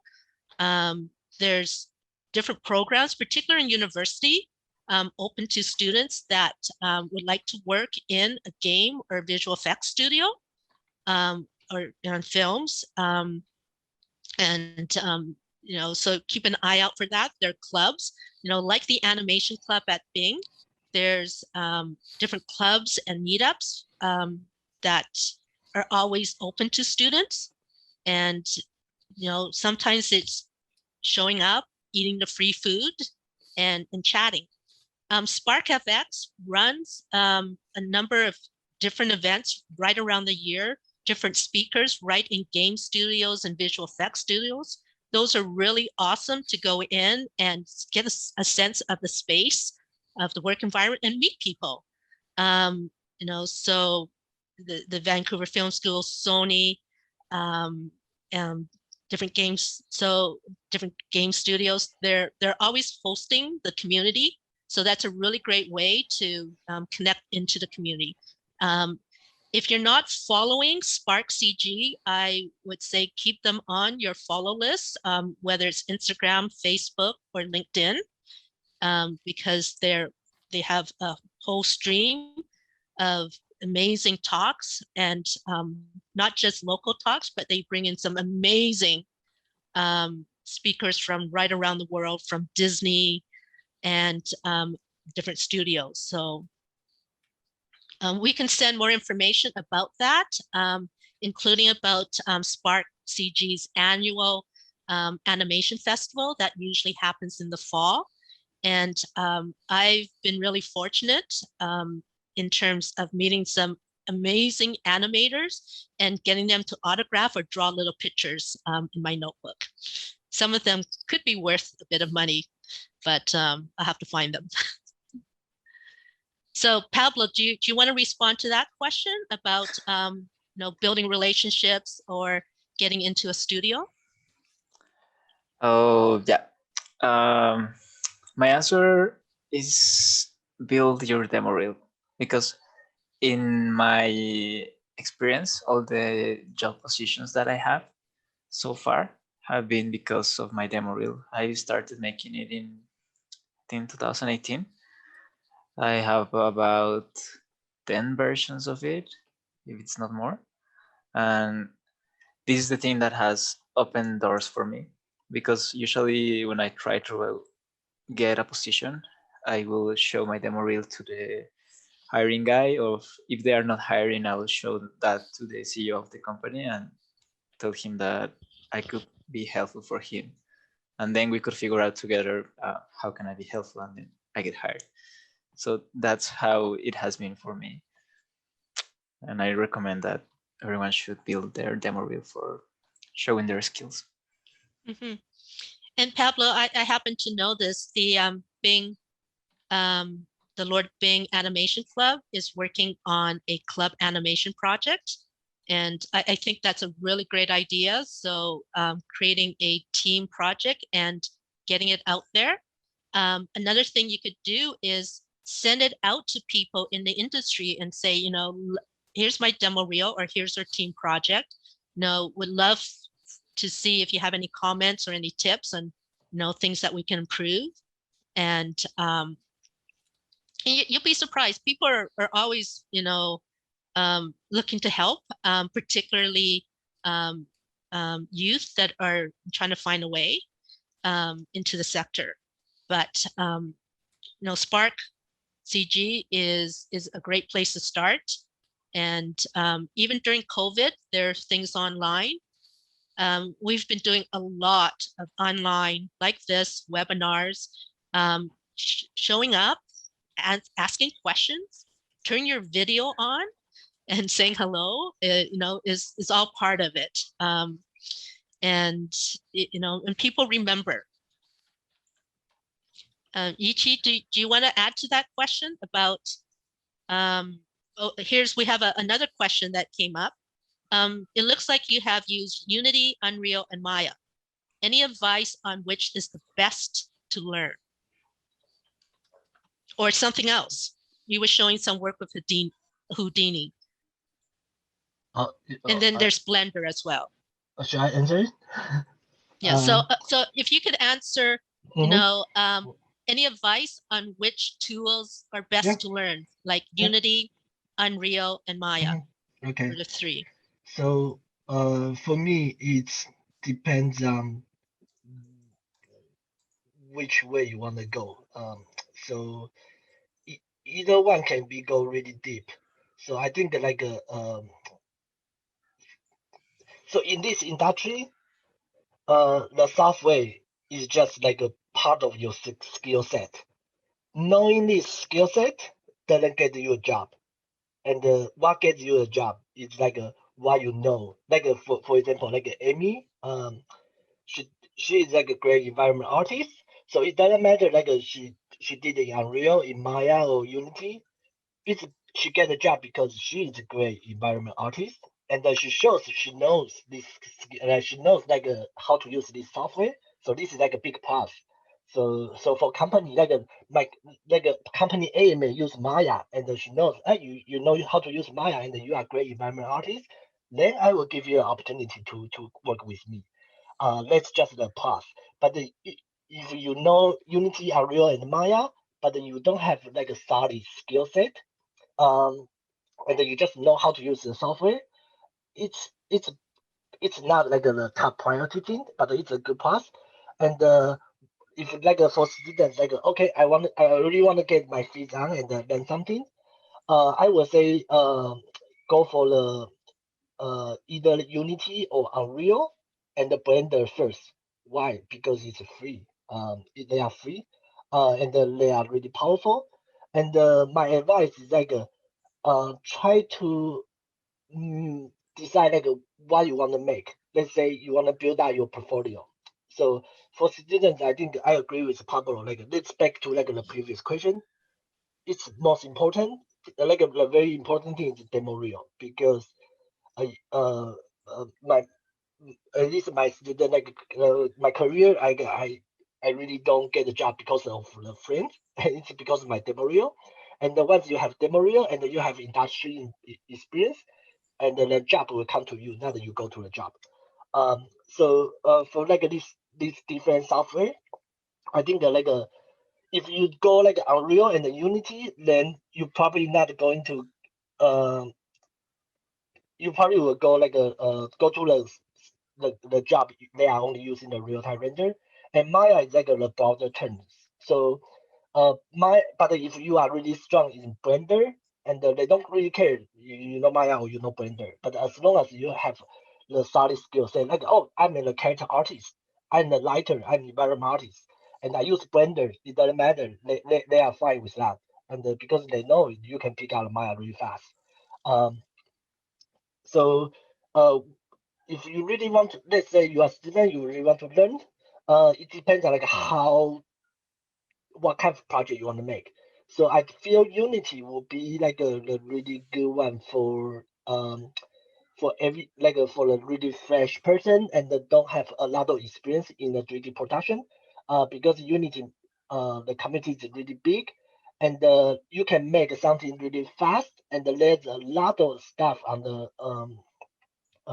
Unity store, so you can purchase it and place your kind of like a place your character or anything, and make a real game and publish out, or share with a friend, and it's really satisfy you in the short term. So you are not follow the tutorials for oh how I make a cube and how I make a character from a cube. That process is really dry. You don't get a lot of a quick certification really soon if you go for a Maya or Unreal. I would say Unity will probably the fast and quick can get you interest in it, but once you kind of get into it, and then you will start realize, oh, I'm more interested in specific part, right? Maybe I'm more interested in a game development or game design or just game lighting or game art. Then you know if you want to do the game art, you can just always stay in Unity. Then you need no Maya or Blender or any 3D software. Then you will go there. Um, but once you find out, oh, maybe I want to be a great game programmer, then you don't need to go Maya, and you can keep start in Unity, and then you may go Unreal because it's even more powerful, and then you can keep going the route you want. That's my perspective. Hmm. And I would say we see more people coming out of school with Unity experience. I think Unity, is possibly more visible in the universities and in the different educational institutes, and perhaps easier to pick up. So that's a great place to start. I would have to say this about Unreal: there is a huge demand right now for Unreal skills, and Epic Games is creating all sorts of programs to ramp people up in Unreal. So, for example, there was a recent short film challenge in Australia that was just announced, or the outcome was announced. But this is in Australia, working with Epic Games. They had 1,800 people take courses online learning Unreal in 2 weeks.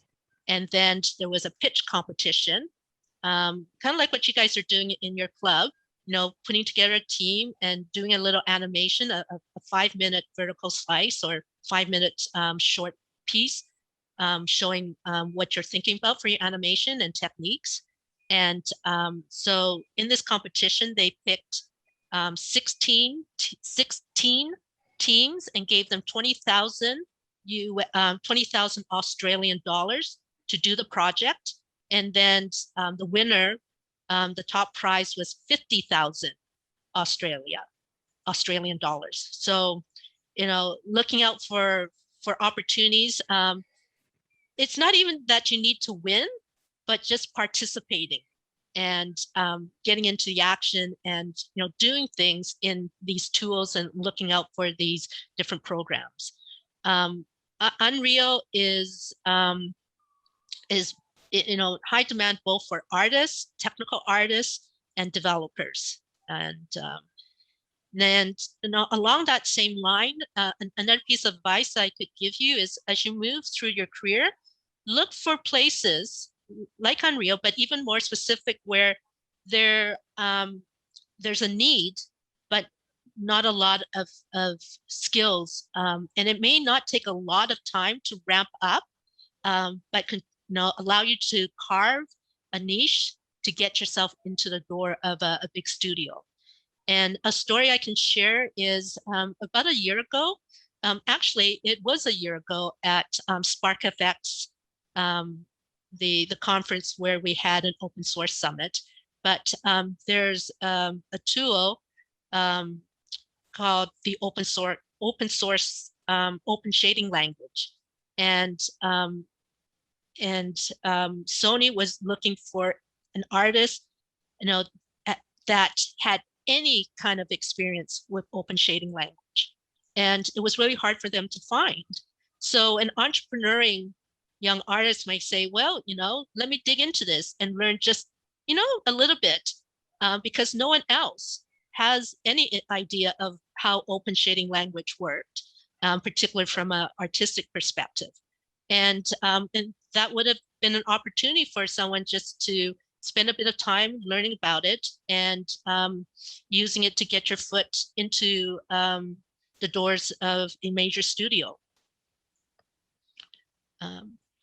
So that was a great question. I'm just looking at the time. We can probably take a couple more questions and aim to finish at 3:30. We could also show some other things as well. If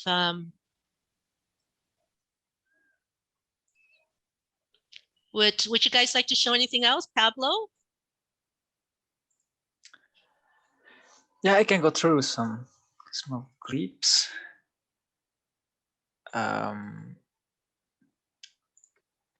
Yeah, I think I was going to show before the particle effects for the BBC click. So I can do that now.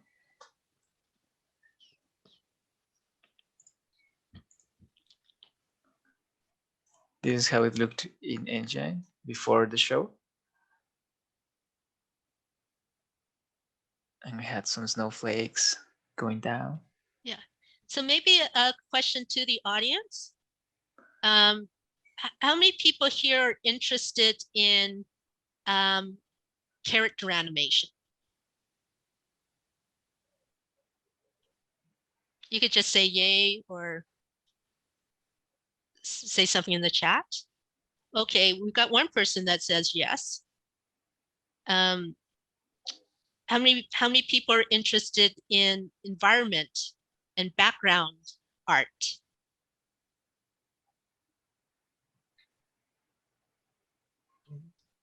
Okay. How many people are interested in 3D and games? Okay. So we didn't get a response to that. Oh, we have someone that says that he has environment experience. That's awesome. This is, oh, and then and someone that's interested in compositing. Yeah. That's from Johnny. Yeah, yeah, it's like I think like a little bit go back to like a previous question, like what do you want to learn, like what need to learn first is like what's the industry you are aiming for. So let's say if you want to do TV or film, they say, oh, you want to be like in Pixar, right?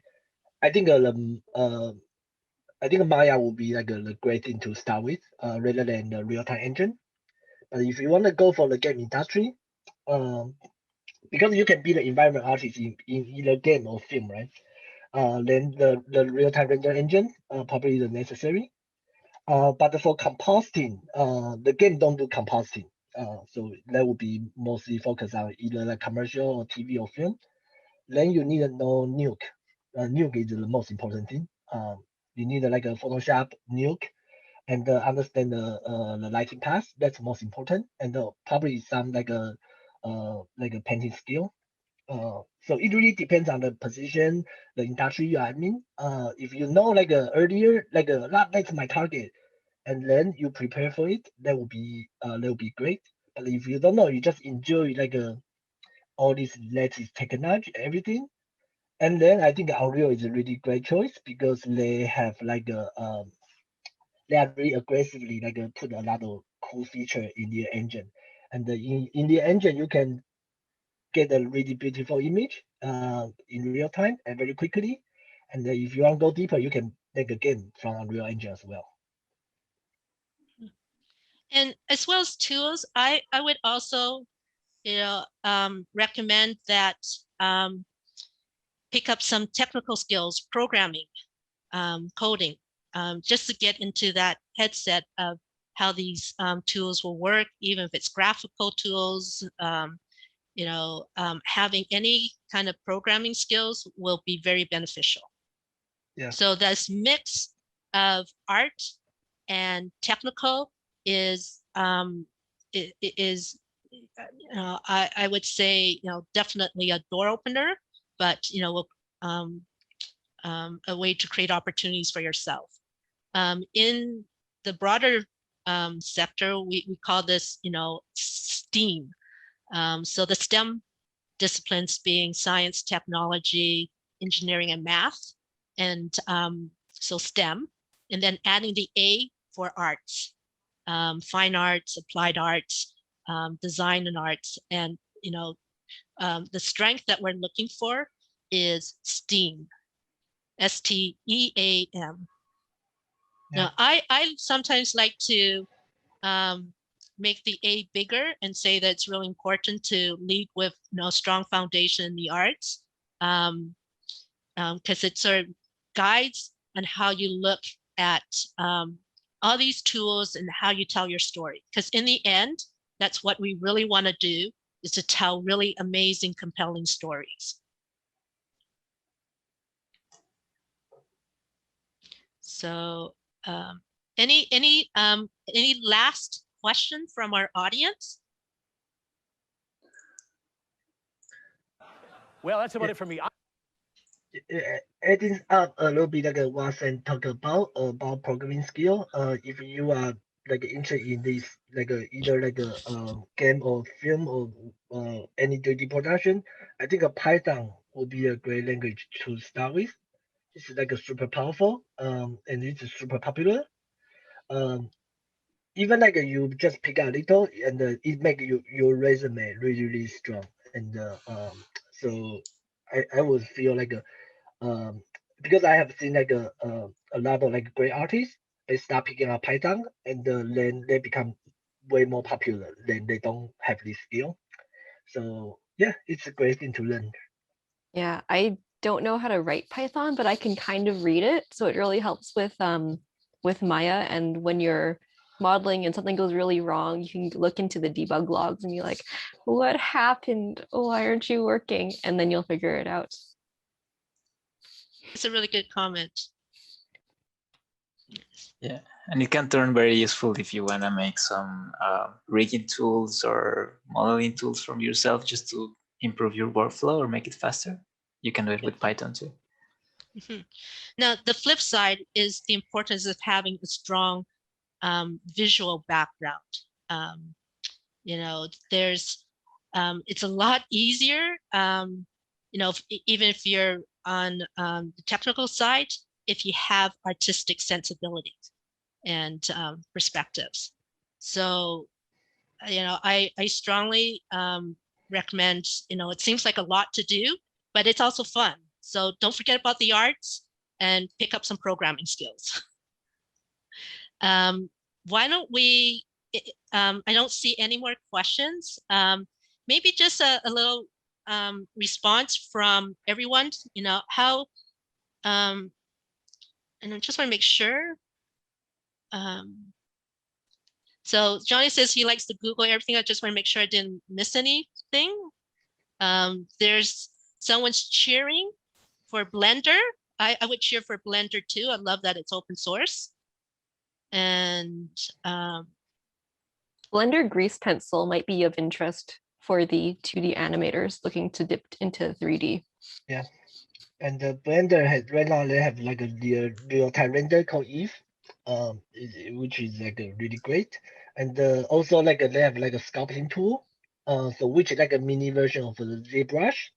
So actually, like if you start Blender, you kind of like because if you are like a really beginner, you don't need a ZBrush because you don't need a thousands brush. You don't need like maybe 10 started one, and Blender can give you that. So if you want to do like anything lighting, model, rigging, everything, Blender can achieve it.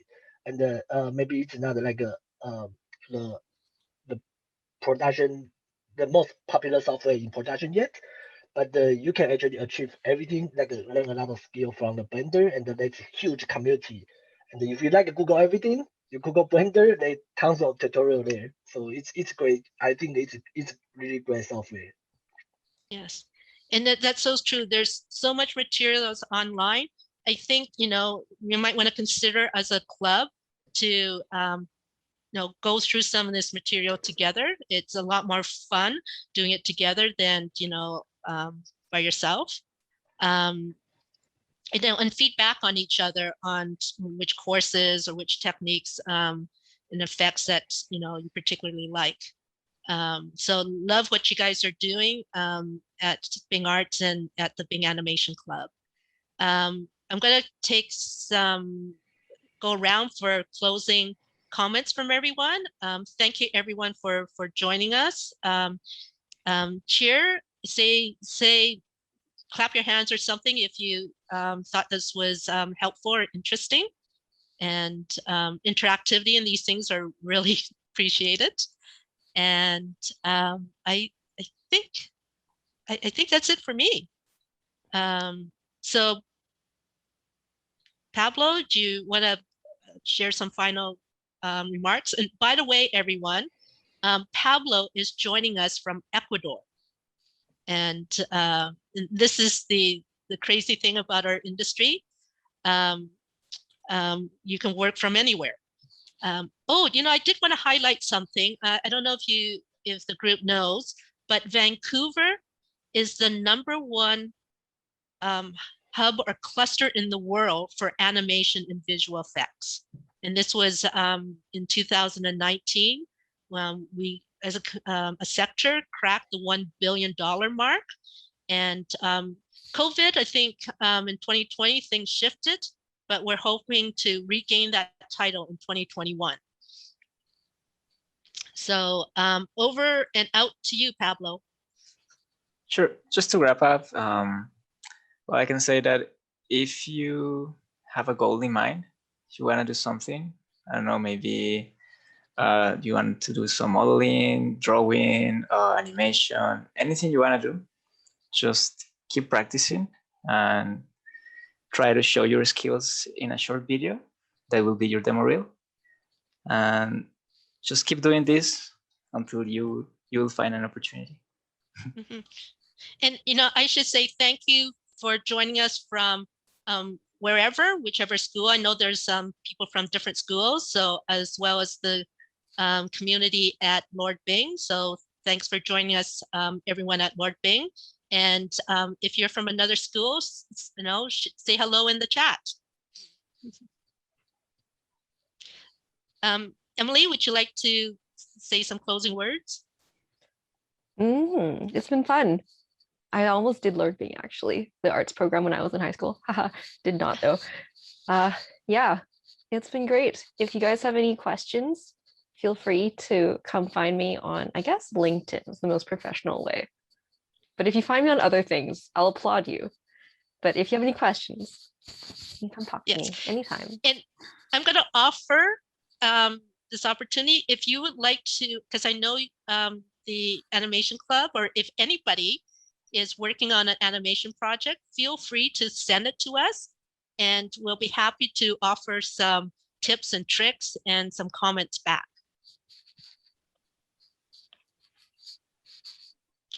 And I think one last person, Yuchiya, it's all yours to, you know, wrap and get us over the finish line. Yeah, sure. It's great honor to be here, and yeah, I think like right now it leads actually. I really wish I'm still student at least like a genre, because everything nothing can stop you for learning, right? Because if you have internet, you have Google, and then you can learn everything. There are so many resources. You don't have to go to like a film school, art school. Yeah, it helps, but that's not the only way. Even like you go to the best school in the world, you still need to use Google to learn every day. So I feel like oh, that's the great timing for learning everything, and try to like chasing your dream, or like just try to make something fun. I feel like right now is like the best timing. A lot of great tool, and that they are going to for free. So I would say like just enjoy doing it. Even like I'm in industry for a long time, I still really enjoy it. I just started like learning Blender since last December, and I still feel a lot of fun there. Yeah, thank you guys. Great. Thank you, everyone. I'm going to just sign off. Thank you again from Spark FX for joining us on this beautiful sunny Saturday afternoon. And we really love to hear from you and see your work. So good luck with your visual storytelling, and have a great day. Thanks, everyone. Yeah, thank you very much for being here. See ya.